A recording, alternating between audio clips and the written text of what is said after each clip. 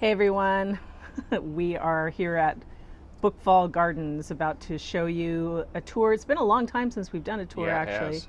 So we're going to do a tour, but first we're going to introduce you to the latest additions to the Bookfall Gardens, which is the girls. Hey girls, you ready to meet your public? Okay, everybody. Smile. There they are. Ooh. Wait, it's I not already on. killed. Okay. I turned off the electric fence, trust me. There is an electric fence. Girls. Oh, yeah, look at that. They're getting their favorite, which is black soldier fly larva that's dried. With bits of human fingers. Yeah, that's the thing. They're not teeny little birds anymore, so now they actually, you feel it when they hit your fingers. So they all have names, but as they've gotten older, particularly all the black ones, they've lost some distinctive features. So the gray one right there, that's Joan Jett, and the red one is Bonnie Raitt. And then the various black ones, which we're hoping that they start developing more distinctive features, are Anna Nancy Wilson, Lizzo and Aretha, oops, and Stevie Nicks. But they need to be a little bit more distinctive because right now they're all just black birds. Anyway, so they haven't started laying yet, but we're hoping that they will in the next couple of months. And that's their chickshaw. So this is where they spend their nights. And they definitely see this as their place of safety. So they've got a really big yard to run around, and they're pretty happy chickens. Yeah, they got a lot of space. Okay, let's go look at the garden. All right, so Blair always tells me that I need to do like an overview of the outside of the garden because it's so hard to see or to kind of navigate when I walk through it. So this is what it's looking like right now. There's the pumpkin patch, which I'm going to take you into because it's really pretty spectacular. And then this year we also did that pretty flower bed over there. So just to kind of see where we are. There's devastatingly handsome husband. Yes, with the new established beard. Yes, check out that beard. Trying to think, should I go by Odin or Father Time? Oh, I'd like or Odin. Phaedrus. I'll probably just stick with Phaedrus. Oh, okay, any of those will work. And then here's the house so you can kind of orient yourself to where we're going. Okay, so take a walk first into the pumpkin patch, which the pumpkin patch isn't just pumpkins. On these two fire rings, we are growing watermelon, like full on big watermelon. And there's already some fruit. So we'll take a long time to grow, and we don't know how many we'll end up getting. And then over here are the actual pumpkins, two different kinds of pumpkins. They have started to put on fruit. You can see right here. And let's see, these are the, what are they? Connecticut Field. And these over here are the Long Island cheese. And they have both started to put on fruit. We saw yesterday that they all have. So anyway, so that's kind of cool. And then the center area thing, the fire ring, is sunflowers for the most part. The only exception, well, I mean, look at that pretty sunflower, is kind of buried in here is a tamarillo, which tamarillos can grow like 10 to 12 feet tall, but this one isn't getting enough sun, so it might not. That's so pretty. I love sunflowers. They're so cheerful. The other new thing that we've done this year is we have established a raised bed that is just strawberries. You see it's covered right now. We didn't expect it to really bear any fruit this year. The main thing that we're trying to do is just keep the animals off it, the wild animals off it, while it establishes. Rabbits love to eat these things. Deer love to eat these things. Then we have two beds that we also established this year outside the garden. These are both, we grew potatoes in this year. The green that you're seeing right there is buckwheat cover crop. And this will grow up to a certain height, and then you just cut it down and it's green manure. We're probably going to change this fall and plant garlic in these beds because they're really good beds. They're no dig beds. And our garlic kind of needs a little bit of help. I just want to show you this bed real quick before I go into the garden because it's just very cool. So it's a multi-layer bed that I set up just to grow flowers in. Look how pretty that is. There's petunias, and then buried in here are these really pretty Love in a Mist is what those are called. This right here is marshmallow, which are great for pollinators. I doubt we will use it for culinary purposes, but they are perennial and they'll come back, and pollinators absolutely love them. Okay, so let's go down and look in the garden. So I definitely have to show off my clematis this year because it's doing really well. So beautiful. It's already covered the arbor. The only part that didn't is these vines right here. That's some wascally wabbit. Bit them off at the base, so they're not going to do anything this year. Anyway, so coming into the garden, as always, you're facing north. This is the southern end of the garden. I'm going to go down here so I can have the sun to my back. Okay. Moonflower growing up on the shepherd's hook there. I've got some fennel, and then all these tomatoes, which they're really putting on fruit. Ooh, that Amish paste is just huge. Just starting to put on a blush right now. As usual, the biggest tomatoes in the garden are the cherry tomatoes, which are stretching about 3 feet up above the trellis. These things are really growing. So we've got sun golds here. I have to pick a few of these today. And then these are Chadwick cherries, which are now starting to put on some color. And then the end of the bed is mostly just stuff for pollinators, so some echinacea and some marigolds and some calendula right there. Those are the leeks, which will be picked in a little bit, probably another month or so on that. And this tangled mess right here is one of the asparagus beds. We've just gone through the second year. We couldn't harvest any, but we will be able to harvest next year, at least a small amount. But you can see that is an asparagus, whatever they're called, spear. Okay, this is the Three Sisters. Honey, do you want to show the Three Sisters off? Where's the corn? Yeah, we have the corn, and we have a couple of squash plants here that are going to grow up around it. And we haven't planted the beans yet. Yeah, but we'll be doing that. Beans only take about 50 days or so to reach maturity, so we wanted the corn nice and tall. So we're hoping that'll help keep some of the critters out. Yes. We have yet to have even a semi-successful corn crop. Yeah, the critters love the corn. In this case, we're... Garden's Walt Disney's wet dream with all the wildlife in here. And our nightmare. Yeah, so this corn right here is not sweet corn, but it doesn't matter. The critters love it. This is a glass gem corn. It's an heirloom kind of popping corn variety. And like Blair was saying, the squash, which in this case is futsu, grows very spiny, and it will surround the bed and hopefully keep at least raccoons off it, because raccoons have such sensitive feet. And then this is the arbor. We've got runner beans growing on either side, producing very well. And then this is a pepper bed. Backing just a little bit up, so you can see these beds that we always grow herbs for the most part in this bed. This right here is chamomile. It's our best chamomile year ever.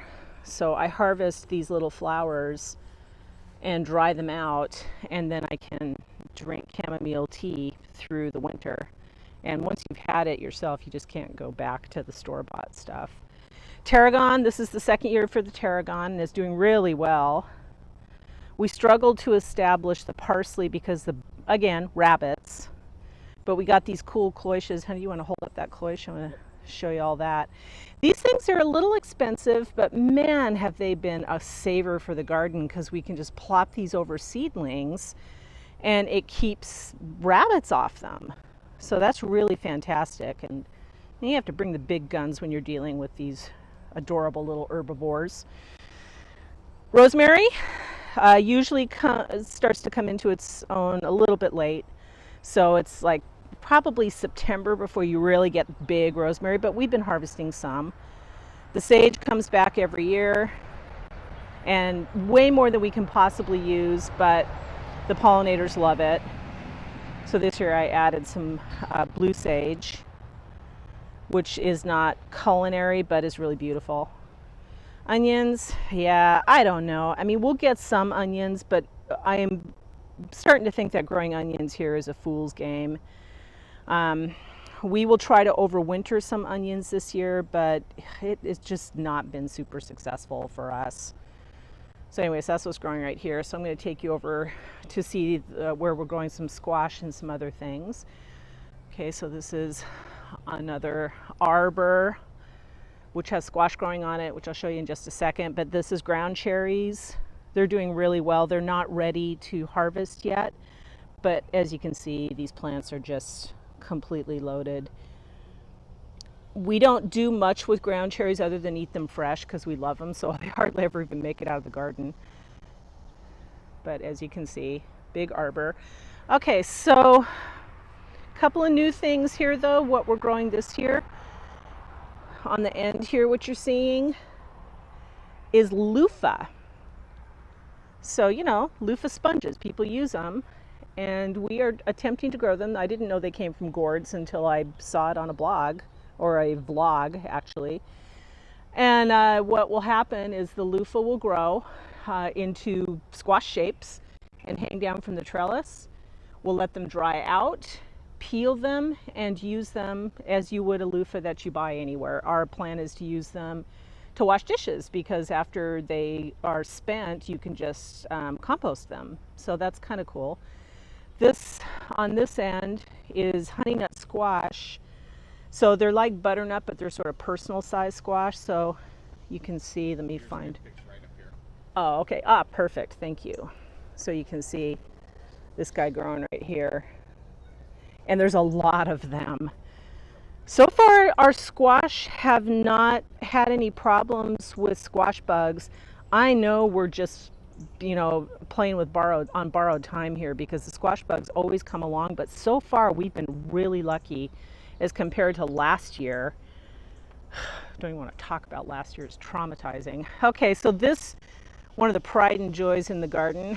Oh my God, look at that. Yeah. I'm 6'1". So there's Blair, 6'1", and I have to back way up so you can see how tall these sunflowers are. I did not plant these. They are all volunteers. And they're spectacular. I just cannot get over how tall these things are, and really beautiful. Oh, yeah, that makes me happy. There's the raspberries. Not much to say about raspberries except for Japanese beetles love them. We are getting some. Also, some kind of a critter got in here and flattened a lot of the vines. So, not getting as much as I'd hoped. Nice thing is the chickens love the Japanese beetles. They do. So Blair does a regular 3 times a day or more killing spree of the beetles, and then the chickens get them.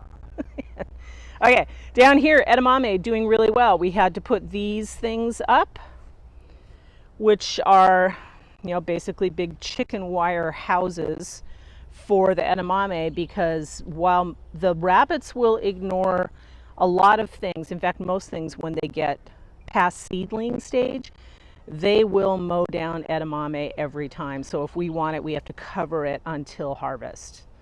Yeah, they're really been pains in our asses this year. Down here, we just have some shishitos, which for my gardening friends and families, if you have not grown shishitos, you do not know what you're missing.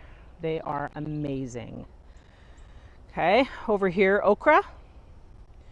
Got a few okra plants. Oh yeah, I'm going to have to harvest some today. You can see that the pods are starting to get kind of big. So I'll probably have to start harvesting. Once okra gets going, it's like a twice a day harvest. Over here we got some more peppers. These are mostly pepperoncini and jalapeno. Another arbor. This one has on the back side there where you can see the flowers. Those are runner beans. Again, we plant those mostly for pollinators. We don't usually eat them. These in the front though are Chinese noodle beans, and we do harvest those, and a lot. So you don't have to plant a lot of Chinese noodle beans to get a lot of harvest. So yeah, and they've just started to put on flowers. This is some echinacea, which I've established in a couple of beds, and it just comes back every year. This is a new thing for us. This is a second asparagus bed. This is purple asparagus, purple passion asparagus. It is in its first year, so we've got a couple of years before we can do anything with it. So, I mean, this thing about asparagus, you plant it and you pretty much ignore it except for like feeding it and mulching it. But you can see here, there's a spear. So they're gonna give us fruit eventually. They're just not there yet. So first year in a while since we have grown sweet potatoes. This was a really hard one to get established because again, rabbits. But now they are established. They will, I am hoping, grow up over the arbor.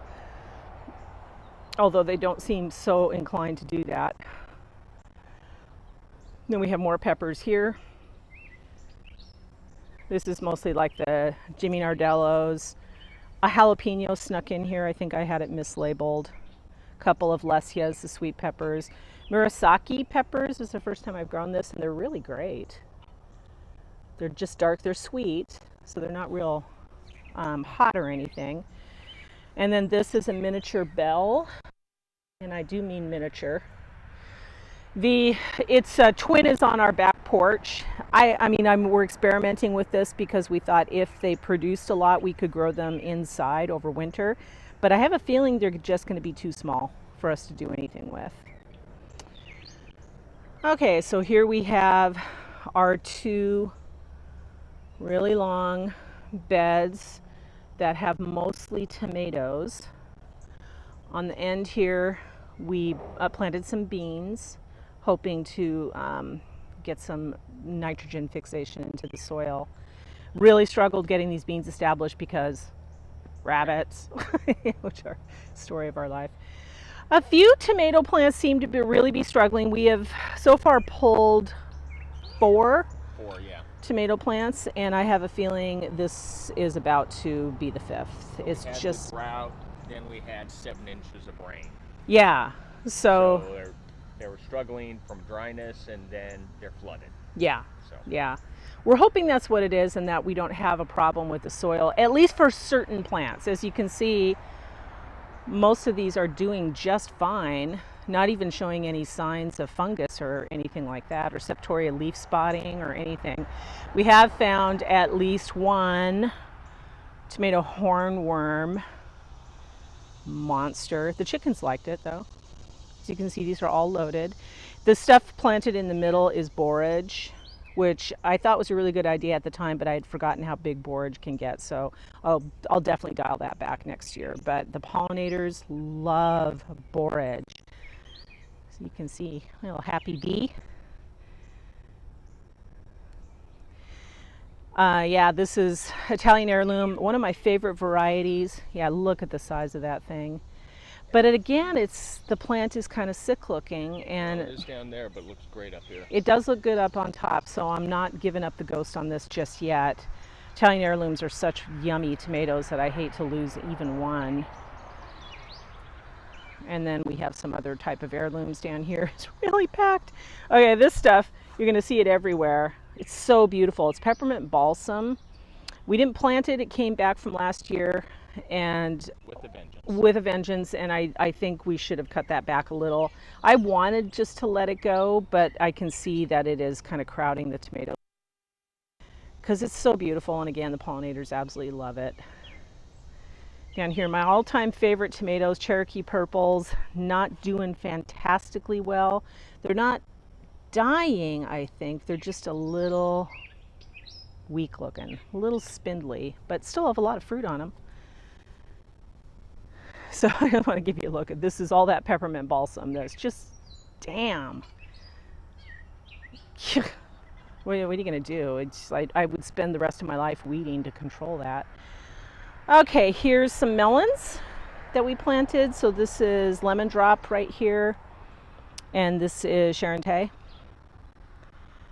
I haven't really seen any fruit, a lot of flowers, but for melons, they like it hot. So I'm not really seeing much yet. I mean, it's been hot, but they've just started to put on flowers. Another Italian heirloom washing up. Yeah. Italian heirlooms are going to be our first really yummy. Our first beefsteak. Yeah. Okay, so moving in again, some of them don't look great. So this is green zebra. I haven't grown these in a few years, so I don't know, maybe this is a normal morphology, but I don't like the way these plants look. They have a lot of fruit on them, but you know, anyway, more fruit, more fruit. And then on the end of the bed, green beans. These are rattlesnake beans. Really like these. They're early producing, really tasty. And so far we have been eating them as we've been picking them. Okay, on this side is basil, all kinds of different basil. This right here is Tulsi or holy basil. A lot of different types of basil. It's completely fine to let them flower. It doesn't affect their flavor, and again, pollinators absolutely love them. The sweet basil's looking a little scrawny now because I trimmed it yesterday. It's Thai basil, more sweet basil. It's a blue spice basil that I just made some basil tea with, and it was absolutely amazing. And then I think this is cardinal basil and African nunum, which we don't really use so much for culinary. It's more that especially this African nunum will produce really beautiful flowers. Pollinators like it. And lettuce leaf basil, which is our second year growing that. Yeah. And it's so good. Oh my God. It's great for doing a lettuce wrap. Instead of using lettuce leaf, you use the basil leaf. It's awesome. And even like we had hamburgers the other day, and instead of using lettuce we use this. It just adds a different dimension. Oh, so tasty. I just love this stuff. Then some more sweet basil and nasturtium. And then backing up here, this is the last bed. So this one has purple beans. I can't remember what these I can't remember what they are. They're a different type of purple bean that I've grown, what I haven't grown before. So far, I am not seeing. Nope. Yeah, I can't see the stupid tag gets washed off with the permanent marker. Whatever. Yeah, so I tried succession sowing this a couple of times, but we've had to just like completely encase this in chicken wire because of the rabbits, man. You leave even the slightest gap and the babies will get in here and eat everything. So more tomatoes. We have not grown tomatoes on this bed before, but we tried something different just because we had such a bad tomato year last year, and we were wondering if maybe it was soil, so we did move them here, and we've only had to pull one that was sick, and that was an Italian heirloom. But there's another Italian heirloom right there that Blair just pointed out, and it's doing fine. So I don't know. I don't know if you can say variety or if there's just pockets of soil that are hydrophobic or something's wrong, but I mean, I'm not going to complain. We're going to get enough tomatoes here to feed us for a really long time. And here, this is a 8 stretch with 6 cucumber plants in it, and I have been reminded that I should have given them more space because they're crazy. Yeah, so it's a new variety I'm trying this year. It's called Daphne, pretty much just for pickling, so all of our friends are going to hate us because we're going to come bearing pickles everywhere we go. And then, Here we go. Let's pull this one. yeah, so this is our absolute all-time favorite.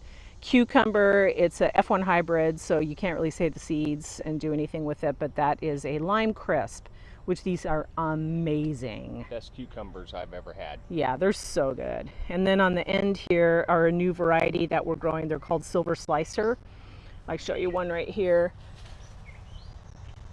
And they get bigger than that, and why I chose that is because I'd seen on a vlog, a gardening vlog, that they can handle heat without getting bitter. And then the last thing I want to show you here is I established some sunflowers. These I actually did plant. Yep.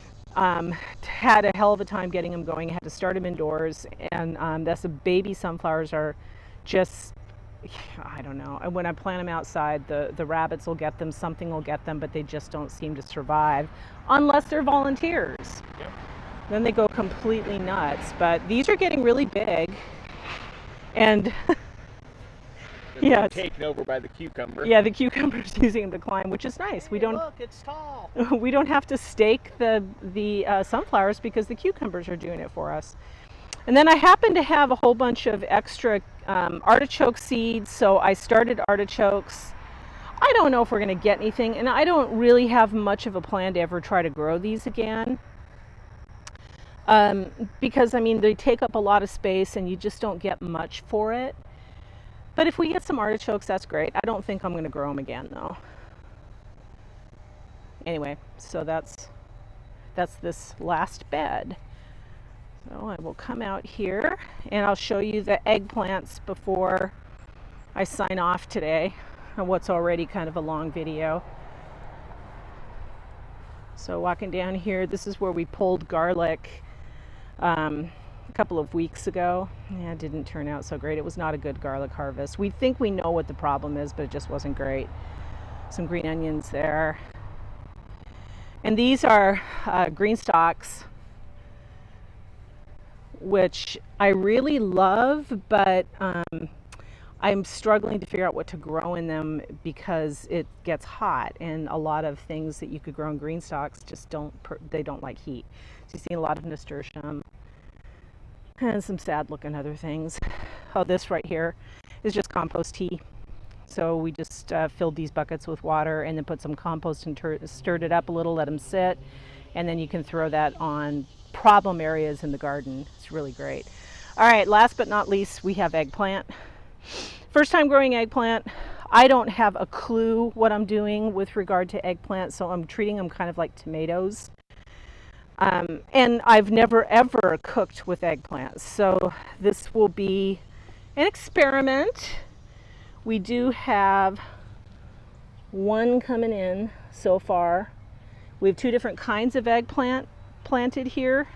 I don't remember what kind. I think one is called Black Beauty. I don't remember what the other one is. I don't know if we'll get much. Don't know if we'll grow them again. I guess we'll have to wait and see. And then this last little spot here is the butterfly garden. Last year it was completely consumed with aphids. This year it is not. So here's hoping that our luck continues. So there you have it. There's the garden. I will try to be better about doing these videos. I don't know how anybody does this for a living because it's a lot of work, and I just keep forgetting to do it, but I will try to remember to do it. Blair will remind me. Yeah, I've been reminded I really have no authority. Yes, you do. And check this out.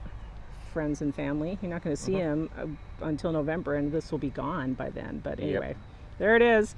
All right, everybody. I'll get this posted. Miss you all. Love you all so much. See you soon. We'll see ya.